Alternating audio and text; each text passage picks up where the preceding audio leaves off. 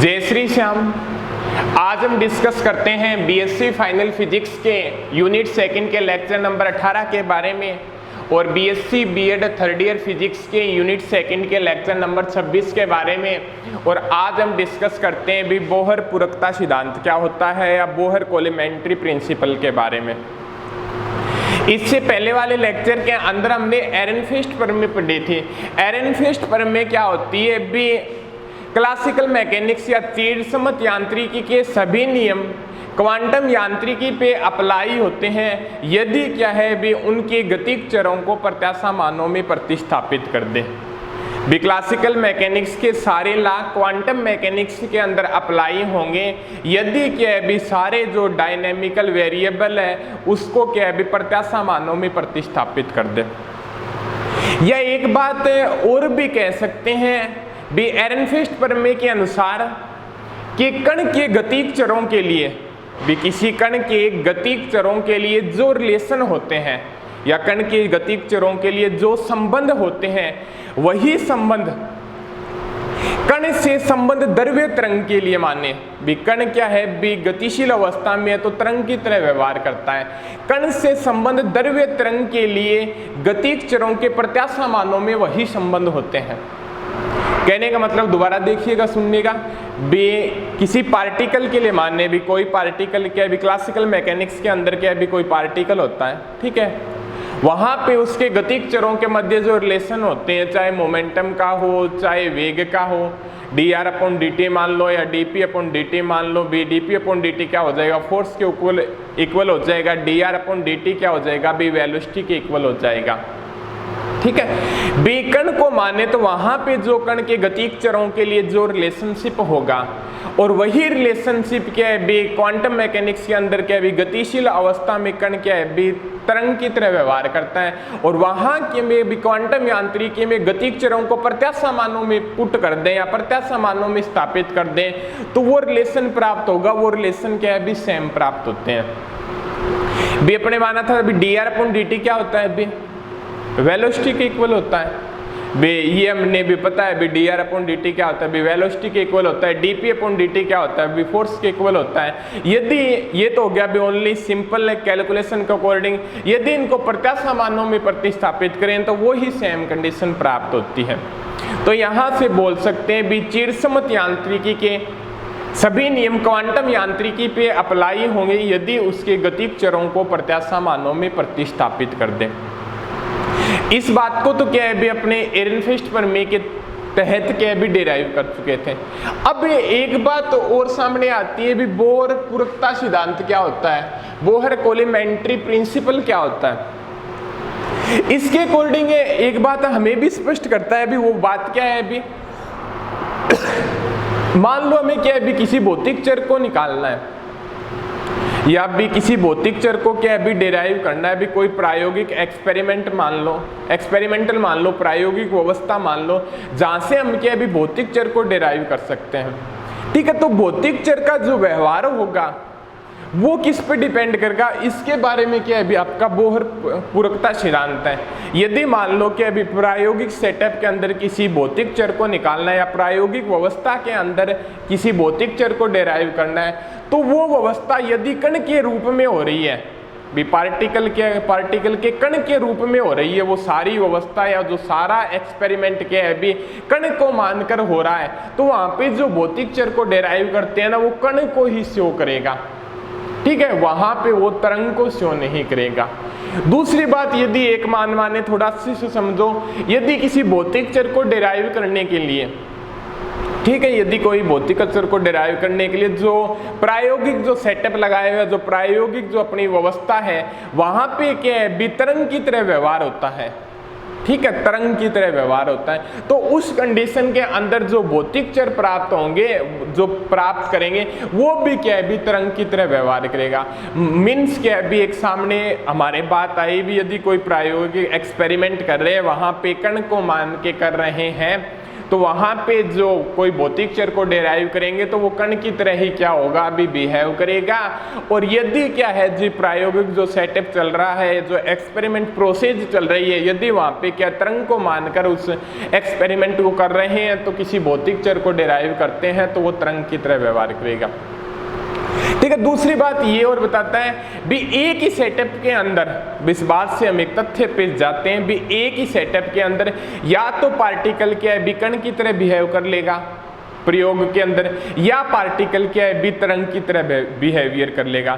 Means क्या है भी, एक प्रयोग के अंदर या तो कण को मान के पूरा प्रयोग कंप्लीट होगा या तरंग को मान के पूरा प्रयोग कंप्लीट होगा। मतलब कण और तरंग क्या है, दोनों क्या है भी एक ही एक्सपेरिमेंट के अंदर बिहेव नहीं दर्शा सकते भी, कभी कण मान लिया कभी तरंग मान लिया। या तो क्या है भी आप कण को मान के कंप्लीट करो उसके अकॉर्डिंग होगा, या क्या है भी आप तरंग को मान के कंप्लीट करो। मीन्स क्या है भी, एक ही प्रयोग के अंदर या तो क्या है भी कण अवस्था हो सकती है और या क्या है भी आपकी तरंग अवस्था हो सकती है। तो इसके अकॉर्डिंग क्या है भी, बोर पूरकता सिद्धांत क्या बताता है भी, ये कण स्वरूप तथा तरंग स्वरूप क्या है भी एक दूसरे के पूरक होते हैं भी। किसी एक्सपेरिमेंट के अंदर या तो क्या है भी कण स्वरूप ही प्रेक्षित होगा और या क्या होगा भी तरंग स्वरूप ही प्रेक्षित होगा। दोनों क्या है भी किसी एक प्रयोग के अंदर कण स्वरूप और तरंग स्वरूप क्या है भी दोनों नहीं हो सकते। तो ये क्या कहलाता है भी, आपका बोहर पूरकता सिद्धांत कहलाता है भी। कण स्वरूप तथा तरंग स्वरूप एक दूसरे के क्या होते हैं भी, विपरीत होते हैं। ठीक है, इसी के अंदर बताता है भी, किसी प्रयोग के अंदर कण स्वरूप और तरंग स्वरूप क्या है भी एक साथ नहीं हो सकते हैं, और ये ही क्या है भी बोहर पूरकता सिद्धांत है। अब हम डिस्कस करते हैं आइगन फलन के बारे में और आइगन मान के बारे में। थ्योरेटिकल पार्ट है, थोड़ा आपको समझ में आ भी गया होगा।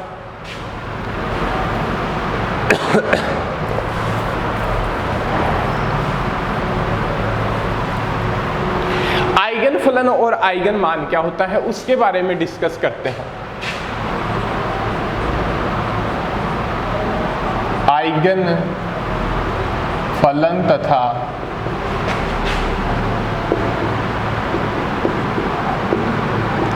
आइगन मान, आइगन फंक्शन एंड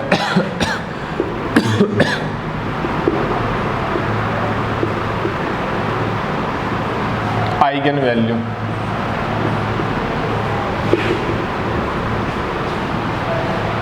आइगन फलन क्या होता है और आइगन मान क्या होते हैं उसके बारे में अब डिस्कस करते हैं। तो एक बात आपके सामने आती है भी जब भी कोई तरंग फलन पर, ठीक है भी, जब भी किसी विशेष तरंग फलन पर क्या है भी कोई ऑपरेटर अप्लाई किया जाता है भी, जब भी क्या है भी किसी विशेष तरंग फलन के ऊपर कोई ऑपरेटर अप्लाई किया जाता है तो ऑपरेटर अप्लाई होने के पश्चात क्या है भी वही तरंग फलन किसी कांस्टेंट से मल्टीप्लिकेशन करके प्राप्त हो जाता है तो उस समीकरण को क्या बोलते हैं, आइगन मान समीकरण बोलते हैं। और वहाँ पे जो फलन होगा उसको आइगन फलन बोलते हैं, और जो वहाँ पे कांस्टेंट वैल्यू मल्टीप्लिकेशन के रूप में प्राप्त होती है उसको आइगन वैल्यू बोलते हैं या आइगन मान बोलते हैं। तो देखिएगा भी किस प्रकार से बताता है भी, जब भी किसी विशेष तरंग फलन, ठीक है, साइन पर कोई ऑपरेटर अप्लाई किया जाता है भी, जब भी किसी विशेष तरंग फलन साइन पर कोई ऑपरेटर अप्लाई किया जाता है तो ऑपरेटर अप्लाई होने के पश्चात वही तरंग फलन प्राप्त हो जाए किसी कांस्टेंट के मल्टीप्लिकेशन में, इस प्रकार की क्या है भी आपके सामने कंडीशन प्राप्त हो जाए, इसको आप मान लो क्या है समीकरण नंबर 1। कहने का मतलब किसी विशेष तरंग फलन पर कोई संकारक अप्लाई किया जाता है या संकारक उससे संक्रिया करता है तो संक्रिया कंप्लीट होने के पश्चात वही तरंग फलन किसी कांस्टेंट से मिलकर प्राप्त हो जाए तो उस समीकरण के अंदर क्या, उस समीकरण को बोलते हैं अपने आइगन मान समीकरण। क्या बोलते हैं भी, आइगन मान समीकरण बोलते हैं। और यहाँ पे इस विशेष तरंग फलन साइन को, इस विशेष तरंग फलन साइन को संकारक ए कैप का, इस विशेष तरंग फलन साइन को संकारक ए कैप का अभिलाक्षणिक फलन, अभिलाक्षणिक फलन या आइगन फलन कहते हैं, या आइगन फलन कहते हैं। ये पूरी समीकरण तो आपकी आइगन मान समीकरण कहलाएगी, और ये आपका क्या कहलाएगा, अभी आपका आइगन फलन कहलाएगा। ठीक है, और यहां पे जो ए कांस्टेंट प्राप्त होता है वो आपका कहलाएगा आइगन मान, आइगन वैल्यू। ठीक है, क्लियर है। अब यहां पे जो ए होता है वो क्या होता है, भी समिश्र राशि भी हो सकती, समिश्र राशि होती है, और ये भी जरूरी नहीं है वो क्या है, भी वास्तविक राशि भी हो सकती है। भी यहां पे जो ए कांस्टेंट प्राप्त होता है, ठीक है, वो कॉम्प्लेक्स नंबर भी हो सकता है और रियल नंबर भी हो सकता है। ठीक है, दोबारा देखिएगा भी आइगन फलन और आइगन मान समीकरण, उसको एग्जाम्पल के तरह भी हम बताएंगे। भी जब भी किसी विशेष तरंग फलन साइन पर कोई ऑपरेटर अप्लाई किया जाता है, तो ऑपरेटर अप्लाई होने के पश्चात वही फंक्शन क्या है, भी किसी कांस्टेंट से मिलके प्राप्त हो जाता है, तो उस इक्वेशन को बोलते हैं आइगन मान समीकरण, उस फलन को बोलते हैं आइगन फलन, और जो वहां पे कांस्टेंट प्राप्त होता है उसको बोलते हैं भी आइगन वैल्यू या आइगन मान। क्लियर है। अब दो एग्जाम्पलों की सहायता से क्या है, भी किन कंडीशनों को हम आइगन समीकरण कहेंगे, आइगन मान समीकरण कहेंगे, वो देखते हैं।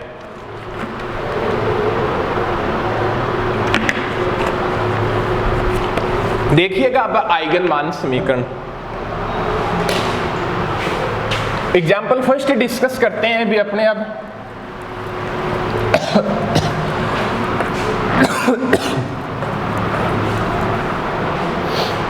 वो देखिएगा एग्जाम्पल फर्स्ट, यदि अपने पास क्या है भी कोई समवेग संकारक, मान लो ये है -j h कर ली अपॉन कर ली x, भी कोई समवेग संकारक मान लो क्या है भी ये है, मोमेंटम ऑपरेटर है, समवेग संकारक ये हो गया। ठीक है, और कोई फंक्शन मान लो आपके पास तरंग फलन n(e⁻j⁻x) मान लो, ये डिनोट कर लो भी आपके पास क्या है भी कोई फंक्शन है। ठीक है, अब क्या है भी वही कंडीशन क्या है भी इस फंक्शन के ऊपर कोई ऑपरेटर अप्लाई करते हैं, भी इस फंक्शन के ऊपर क्या है भी कोई ऑपरेटर अप्लाई करते हैं, तो अप्लाई करेंगे j(h) कर ली अपॉन कर ली x n(e⁻j⁻x) -j(h) n यहाँ पे आ गया, e⁻j⁻x। ठीक है, e⁻x का ऊपर वाले टर्म का क्या हो जाएगा भी आपका jk,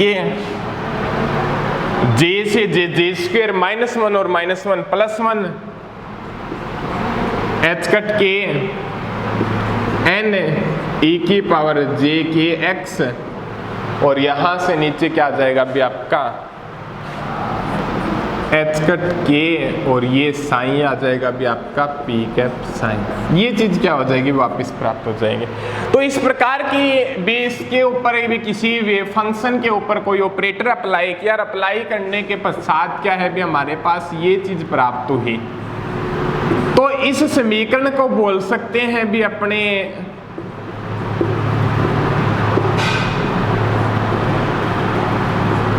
मान समीकरण हो गई आपकी ये, और यहाँ पे जो साइन फलन है वो आपका क्या हो गया अभी आइगन फलन हो गया, और यहाँ पे जो एच कट के प्राप्त हुआ है वो आपकी क्या है बी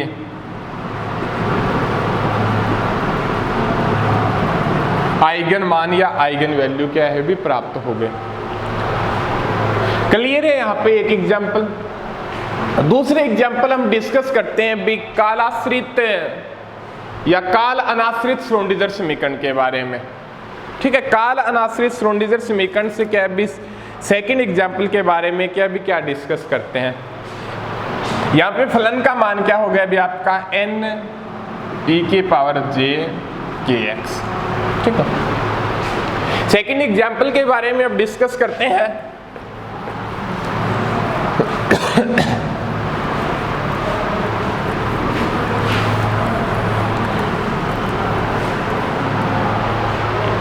एग्जाम्पल नंबर 2, काल अनाश्रित श्रोडिंगर समीकरण। काल अनाश्रित श्रोडिंगर समीकरण क्या होती है लिख लेते हैं अभी अपने। J H cut curly upon curly T psi minus H cut square upon 2m del square, और ये वी आर साइन। ये चीज होती है आपकी अनाश्रित श्रोडिंगर समीकरण के अंदर। क्या है भी पोटेंशियल जो हमारा फंक्शन होता है वो क्या है बी ओनली पोजीशन के ऊपर डिपेंड करता है, टाइम के ऊपर डिपेंड नहीं करता। तो यहाँ पे ई साइन और ये आपका क्या आ जाएगा भी एच साइन, ये चीज प्राप्त होती है भी आपके सामने। तो यहाँ पे ई क्या होता है भी आपका कुल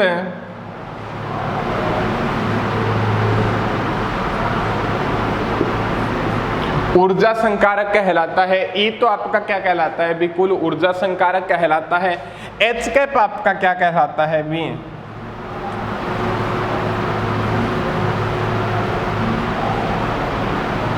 हैमिल्टोनियन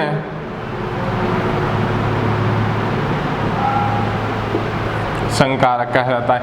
ई तो क्या हो गया भी आपका कुल ऊर्जा संकारक हो गया। एच का क्या है भी आपका हैमिल्टोनियन संकारक है।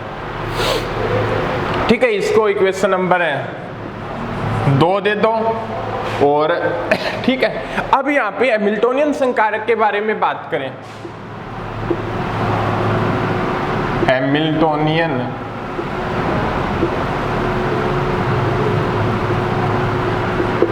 संकारक के बारे में डिस्कस करें तो उसके बारे में क्या प्राप्त होता है भी एच कैप इक्वल टू क्या होता है भी आपका minus H cut square upon 2m del square V R, ये चीज प्राप्त होती है। ठीक है, तो इस टर्म के बारे में हम क्या बता सकते हैं भी। अब क्या होता है भी अपना पी कैप ऑपरेटर क्या होता है minus J H cut del होता है। ठीक है, यही होता है। तो यहाँ पे पी ऑपरेटर स्क्वेयर क्या हो जाएगा B minus J H cut del minus J H cut del minus minus plus J square minus 1 H square और डेल स्क्वेयर, ये चीज प्राप्त होती है। तो यहां से लिख सकते हैं भी H cap minus P square 2m sorry T आएगा सिंपल ही। ठीक है, ये फैक्टर क्या भी प्लस वी आर, ये चीज क्या भी प्राप्त हो जाएगी। यहाँ पे इसके बारे में थोड़ा डिस्कस करके बता सकते हैं भी ये चीज क्या होती है भी P square upon 2m kinetic energy को शो करती है। किसको शो करती है भी आपकी गतिज ऊर्जा के फैक्टर को शो करती है। यो क्यों हमें पता है भी 1/2 mv² क्या होता है भी आपकी काइनेटिक एनर्जी होती है। 1/2 mv² क्या होता है भी आपकी काइनेटिक एनर्जी होती है। और तो यहां से क्या है भी ऊपर मल्टीप्लिकेशन कर दिया और नीचे कर दिया तो mv क्या हो जाएगा अभी p²/2m हो जाएगा। क्या हो जाएगा अभी आपका p²/2m हो जाएगा। ये चीज होती है अभी आपकी 1/2 mv², m ऊपर मल्टीप्लिकेशन m नीचे मल्टीप्लिकेशन, p = क्या होता है mv होता है तो p²/2m हो गया। ये काइनेटिक एनर्जी को शो करती है और ये यहाँ पे क्या है भी पोटेंशियल एनर्जी स्थितिज ऊर्जा को शो करते हैं। भी हैमिल्टोनियन संकारक क्या होता है भी आपका potential energy plus kinetic energy का क्या होता है भी एडिशन होता है। ठीक है, अब यहाँ पे सेकंड तरंग फलन के बारे में डिस्कस करें तो एक बात क्या है भी हम स्पष्ट रूप से बता सकते हैं, वो देखते हैं भी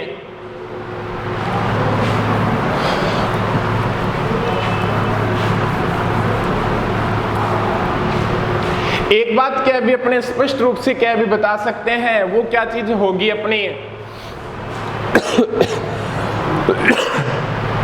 इक्वेशन 2 समीकरण 2 भी समीकरण 2 पे क्या है भी यहाँ पे संकारक भी हैमिल्टोनियन संकारक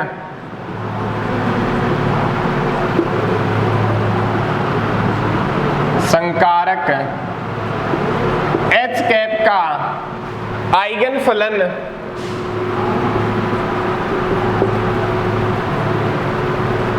साई है तथा आइगन मान ई है। भी यहाँ पे आइगन मान तो क्या है भी ई मानना है और हैमिल्टोनियन संकारक और ऑपरेटर क्या है भी आपके आइगन फलन है। ठीक है, ई साइन यहाँ पे ये तो क्या हो गया भी आपका आइगन फलन हो गया, ये संकारक हो गया और ये क्या हो गया भी आपकी आइगन वैल्यू हो गई। टोटल समीकरण क्या हो गई भी आपके आइगन मान समीकरण हो गई।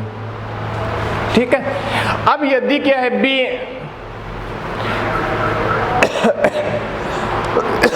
यदि डिफरेंट हल प्राप्त होते हैं भी अलग अलग फलन के लिए क्या है भी अलग अलग हल प्राप्त हो सकते हैं। ठीक है, अलग अलग फलन के लिए क्या है भी अलग अलग हल प्राप्त हो सकते हैं जहां पे n की वैल्यू क्या है भी 1 2 3। ये क्या है भी सिंपल हो गई भी E psi = H cap psi. अब यहाँ पे एक बात आता है भी अलग अलग फंक्शन के लिए क्या है भी अलग अलग आइगन मान प्राप्त होंगे। ठीक है, आइगन फलन और आइगन मान के बारे में एक बार दोबारा बता देते हैं भी जब किसी तरंग फलन पर या विशेष तरंग फलन पर कोई ऑपरेटर अप्लाई किया जाता है और अप्लाई होने के पश्चात वही तरंग फलन क्या है किसी कांस्टेंट से मल्टीप्लिकेशन होके प्राप्त हो जाता है तो उस समीकरण को बोलते हैं अपने आइगन मान समीकरण और उस फलन को बोलते हैं भी आइगन फलन और जो कांस्टेंट प्राप्त होता है उसको बोलते हैं भी आइगन मान। ठीक है, आपने आज आइगन फलन और आइगन मान समीकरण के बारे में डिस्कस किया। अब हम पढ़ते हैं भी डीजेनरेसी क्या होती है, अपभ्रष्टता।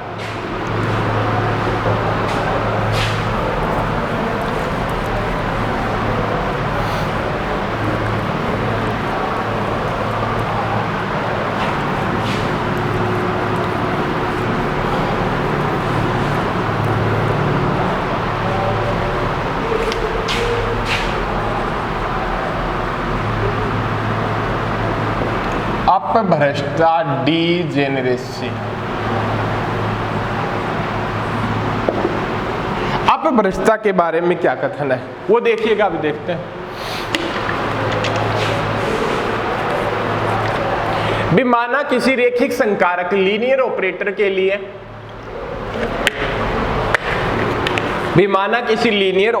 के लिए क्या है भी कोई फलन मान लो तरंग फलन साइन है और आइगन वैल्यू प्राप्त होती है वो क्या है भी आपके an है। तो आइगन मान समीकरण के अकॉर्डिंग मान सकते हैं भी अपने भी किसी लीनियर ऑपरेटर ए कैप के लिए आइगन मान समीकरण क्या हो जाएगी भी, ये चीज प्राप्त हो जाएगी। लिख सकते हैं भी यहां पे क्या है भी साइन एन तो क्या है भी आपका आइगन फलन है, ठीक है। ये तो क्या है भी आपका आइगन फलन है और ये आपका क्या है भी आइगन मान है और पूरी क्या है भी आपकी आइगन मान समीकरण है। तो ये तो हो गई भी किसी ऑपरेटर के लिए। अब एक चीज सामने ये और आती है भी अपभ्रष्टता के बारे में भी अपभ्रष्टता के बारे में एक अच्छा टॉपिक है, थोड़ा डीजेनरेसी के बारे में थोड़ा अच्छे से समझिएगा भी। किसी निकाय के अंदर किसी आइगन मान के लिए एक से ज्यादा क्या है भी स्वतंत्र आइगन फलन हो सकते हैं भी। यहाँ पे बताता है भी किसी आइगन मान के लिए या एक आइगन मान के संगत एक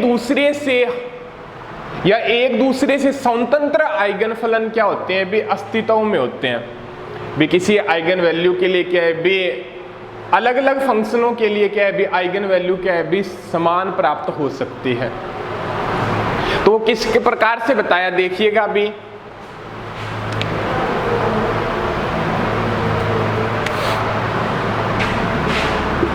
भी इस प्रकार से बताया भी एक आइगन मान के संगत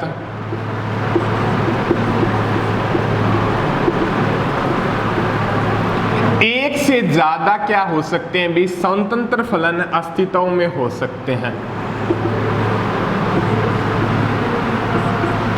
भी। कहने का मतलब भी एक आइगन मान के लिए, ठीक है, यहां पे एक से ज्यादा क्या है भी स्वतंत्र फलन क्या हो सकते हैं भी अस्तित्व में हो सकते हैं।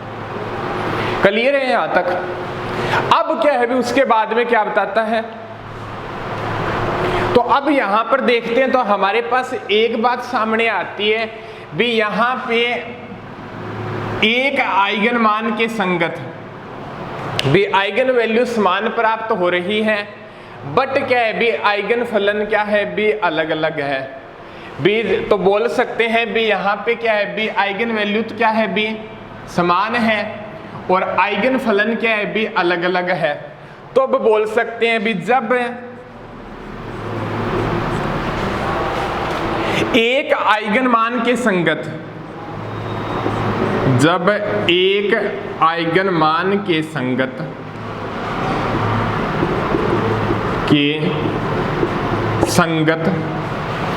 ठीक है, एक से ज्यादा एक आइगन मान के संगत एक से अधिक स्वतंत्र फलन अस्तित्व में होते हैं भी। जब एक आइगन मान के संगत एक से अधिक स्वतंत्र फलन क्या है भी अस्तित्व में होते हैं, तब आइगन मान अपभ्रष्ट कहलाता है। तब आइगन मान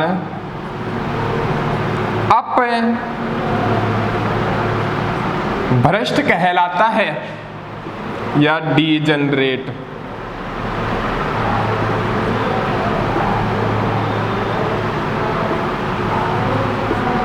ठीक है, और इस गुण को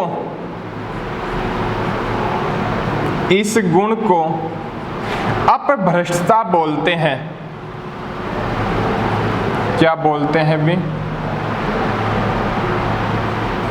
अपभ्रष्टता बोलते हैं।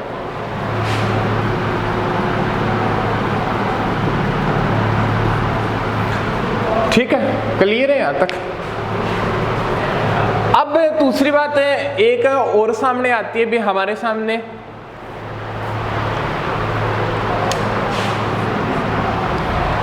एक आइगन मान के संगत जितने स्वतंत्र फलन अस्तित्व होते हैं वह क्या कहलाती है भी, वह संख्या आइगन मान अपभ्रष्ट अंक कहलाती है भी। एक आइगन मान के संगत जितने स्वतंत्र फलन अस्तित्व में होते हैं वह संख्या आइगन मान अपभ्रष्ट अंश कहलाती है।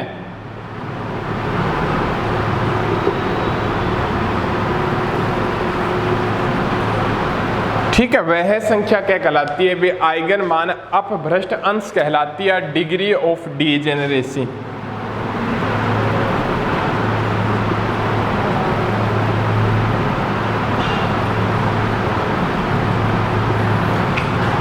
ठीक है, यहां तक हमारी बात हुई भी। यहां पे क्या समझ में आया भी आपके सामने भी, कोई ये तो होगी भी आपकी आइगन मान समीकरण होगी जब किसी वेव फंक्शन के ऊपर कोई ऑपरेटर अप्लाई किया जाता है, तो अप्लाई होने के पश्चात वो वेव फंक्शन क्या है भी किसी कांस्टेंट से मल्टीप्लिकेशन होके भी हमारे सामने प्राप्त हो जाए, तो उस समीकरण को बोलते हैं आइगन मान समीकरण। उस फलन को बोलते हैं भी आइगन फलन। ठीक है, और उस कांस्टेंट को बोलते हैं भी अपने आइगन मान। ठीक है, आइगन वैल्यू। अब एक बात और सामने आती है भी अपभ्रष्टता के बारे में, डीजेनरेसी क्या होती है भी। जब किसी वेव फंक्शन के ऊपर भी कोई ऑपरेटर अप्लाई किया तो हमारे पास ये कंडीशन आई। ठीक है, फिर क्या है भी ऑपरेटर अप्लाई किया, ये कंडीशन आई, ये कंडीशन आई, अलग अलग वेव फंक्शन के ऊपर ऑपरेटर अप्लाई किया तो हमारे पास क्या है भी, जो कांस्टेंट की वैल्यू क्या है भी समान प्राप्त हो रही है अलग अलग वेव फंक्शन के अकॉर्डिंग। तब उस कंडीशन के अंदर क्या बोलते हैं भी, जब एक आइगन मान के संगत, एक आइगन मान के संगत, आइगन मान क्या है भी सेम प्राप्त हो रहा है, के संगत एक से अधिक स्वतंत्र फलन अस्तित्व में होते हैं, एक से अधिक स्वतंत्र फलन अस्तित्व में होते हैं भी। जितने स्वतंत्र फलन अस्तित्व में होते हैं एक से अधिक, तो वह है आइगन मान क्या कहलाता है भी, अपभ्रष्ट कहलाता है। आइगन मान क्या कहलाता है भी, अपभ्रष्ट कहलाता है या डीजेनरेट कहलाता है। ठीक है, इस गुण को बोलते हैं अपभ्रष्टता। इस गुण को हम क्या बोलते हैं भी, अपभ्रष्टता बोलते हैं। ठीक है, इस गुण को क्या बोलते हैं भी, अपने अपभ्रष्टता बोलते हैं। अब एक बात और सामने आती है भी हमारे, यहां तक क्लियर हो गया।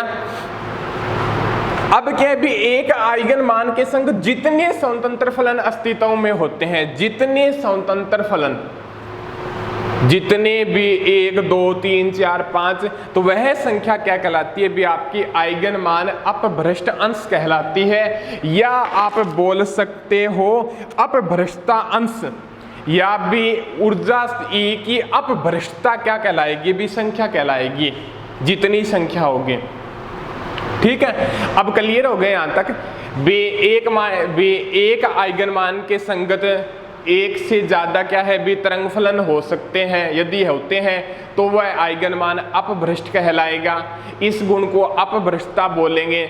और एक आइगन मान के संगत भी जितने स्वतंत्र फलन हो सकते हैं 4 5 6 7, तो वो संख्या क्या कहलाएगी भी, आपके आइगन मान अपभ्रष्ट अंश कहलाएगी।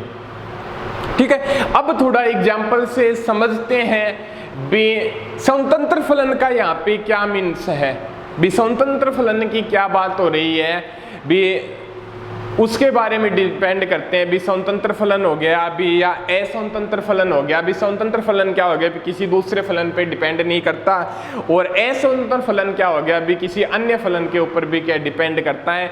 तो यहाँ पे स्वतंत्र फलन की बात कर रहा है तो उसके बारे में क्या है भी डिस्कस करते हैं भी। अपभ्रष्ट अंश, उसके बारे में क्या है भी आपके सामने क्या होगा, तो देखिएगा अभी उस कंडीशन के अंदर क्लियर है यहां तक?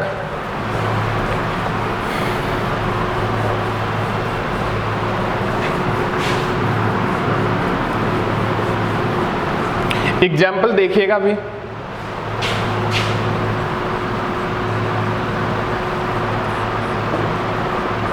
एग्जाम्पल उसके बारे में डिस्कस करते हैं। माना एक आइगन मान ई के 3 स्वतंत्र फलन क्या है? माना एक आइगन मान ई के संगत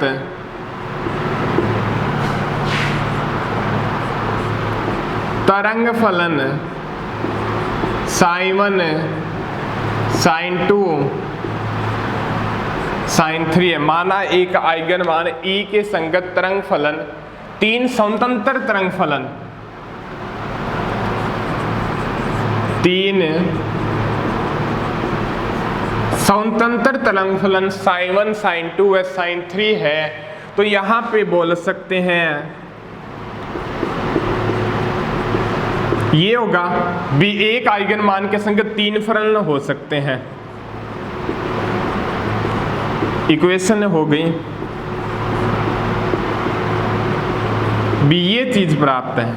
अब इसके अंदर क्या बोलेंगे भी एक आइगन मान के संगत यदि एक से ज्यादा तरंग फलन अस्तित्व में होते हैं, भी एक आइगन वैल्यू के संगत भी एक से ज्यादा तरंग फलन अस्तित्व में होते हैं तो आइगन मान क्या कहलाता है? भी अपभ्रष्ट कहलाता है। इस गुण को अपभ्रष्टता बोलते हैं। जितने स्वतंत्र फलन अस्तित्व में होते हैं भी ये तीनों फलन क्या है? भी एक दूसरे पे डिपेंड नहीं करते, तो इसकी अपभ्रष्टता क्या होगी? 3 होगी। तो इसकी अपभ्रष्टता क्या हो जाएगी? भी 3 हो जाएगी। क्लियर है यहां तक? अब क्या है, यदि क्या है बे इनसे एक और तरंग फलन बनाओ बे sin1 sin2 sin3 से क्या है बे एक तरंग फलन ये मान लो c1 sin1 plus c2 sin2 plus c3 sin3 और आपके सामने भी e c1 sin1 plus c2 sin2 plus c3 sin3 है, ये है। ठीक है। और यहाँ पे साइन मान लो क्या है भी c1 sin1 plus c2 sin2 plus c3 sin3b, ये प्राप्त हो रहा है अध्यारोपण के सिद्धांत से। तो अब भी यहाँ पे अध्यारोपण के सिद्धांत के अकॉर्डिंग क्या है भी तरंग फलन के अंदर क्या है अध्यारोपण के सिद्धांत का गुण पाया जाता है। तो अध्यारोपण के सिद्धांत से ये चीज प्राप्त होती है। तो अब मान के बोल सकते हैं भी ई के संगत क्या है भी आइगन वैल्यू ई के संगत क्या है भी कोई तरंग फलन है। ठीक है। तो वहां पे अपभ्रष्टता क्या होगी? बट क्या है भी एक बात अपभ्रष्टता की संख्या के बारे में एक बात पढ़ते हैं भी एक आइगन मान के संगत जितने स्वतंत्र फलन अस्तित्व में होते हैं वह संख्या क्या कहलाती है भी उसकी अपभ्रष्टता अंश कहलाती है। बट यहाँ पे दिया गया है भी एक आइगन मान के संगत 3 स्वतंत्र फलन है तो उसकी अपभ्रष्टता क्या 3 होगी। एक कंडीशन ये भी है बट इस कंडीशन के अंदर जो फंक्शन है वो स्वतंत्र फंक्शन नहीं है, वो क्या है भी sin1 sin2 sin3 के ऊपर क्या है भी डिपेंड कर रहा है। तो इसकी अपभ्रष्टता कितनी रहेगी? 3 ही रहेगी। कितनी रहेगी? 3 ही रहेगी, क्योंकि अपभ्रष्टता के लिए भी स्वतंत्र आइगन फलन होने चाहिए। भी आइगन फंक्शन क्या है भी किसी अन्य के ऊपर डिपेंड करने वाले नहीं होने चाहिए। एक बात और बार समझ लो भी एक आइगन मान के संगत जितने तरंग फलन अस्तित्व में हो, एक से अधिक तरंग फलन अस्तित्व में होते हैं तो वह आइगन मान अपभ्रष्ट कहलाता है। इस गुण को अपभ्रष्टता बोलते हैं। और एक आइगन मान के संगत जितने स्वतंत्र फलन अस्तित्व में होते हैं वह क्या कहलाती है? उसकी डिग्री ऑफ डीजेनरेसी या अपभ्रष्टता अंश कहलाती है। ठीक है।